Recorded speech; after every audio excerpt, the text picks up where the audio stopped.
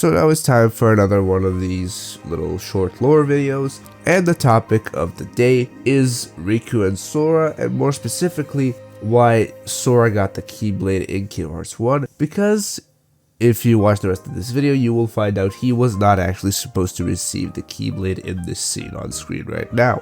This dates back to Kingdom Hearts' birth by Sleep in this cutscene right here when Terra is on Destiny Islands and he meets young Sora and Riku, and he actually takes Riku aside and talks to him. And the most important thing is that he performs the Keyblade ceremony on Riku, essentially giving him the power to use the Keyblade, which, as we know, never did one of the Birth by Sleep characters perform that on Sora, which pretty much confirms that Riku was supposed to get the Keyblade at the beginning of Kingdom Hearts 1. But why exactly did Riku not get the Keyblade? Well, the thing is, in Kingdom Hearts 1, and this is also confirmed in a scene, I believe in Dream Drop Distance, Riku at the beginning of Kingdom Hearts 1 is the guy that's obsessed with leaving the island and everything like that. While Sora and Kairi do follow along, Riku seems to have a little bit of an obsession with leaving the island and actually seeing the outside world.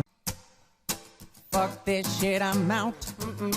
Fuck this shit, I'm out. No thanks. And the thing is, Riku is so focused on that he literally says in one scene, and I'm gonna play it right now.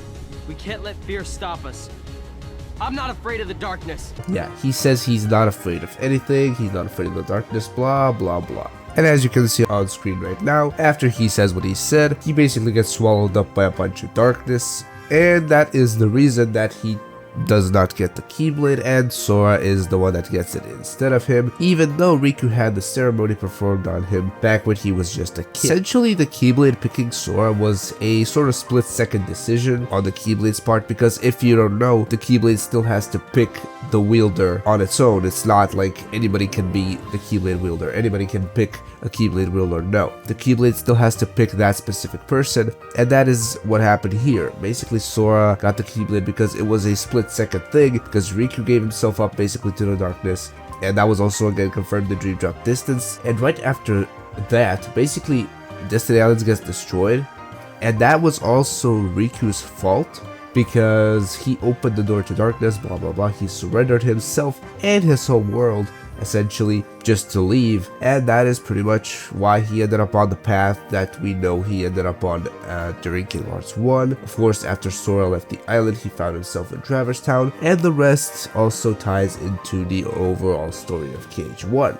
So yeah, essentially Sora wasn't actually intended to be the protagonist of the series, to be the big chosen one. Basically it was supposed to be Riku, and it would have been really interesting how things would have gone if Riku was in Sora's shoes throughout all of the games. I don't think Riku was as ready to be as selfless as Sora was, and he probably would have messed up somewhere along the way. That's just my opinion. However, we know that in KH3 he definitely redeems himself, and in KH2, but in KH3 he really does shine there, and he really does show that he's moved on beyond being a douchebag. But I'm getting off topic a little bit here. Basically, Riku was supposed to be the guy that was chosen by the Keyblade in KH1. Of course, he messed up, he was selfish and all that, and that basically led him to being this sort of antagonistic type dude throughout all of KH1. And that's pretty much it. Now you know why Sora was actually never supposed to be the chosen one, and I know you probably have heard many people say it over the years, maybe you didn't know why,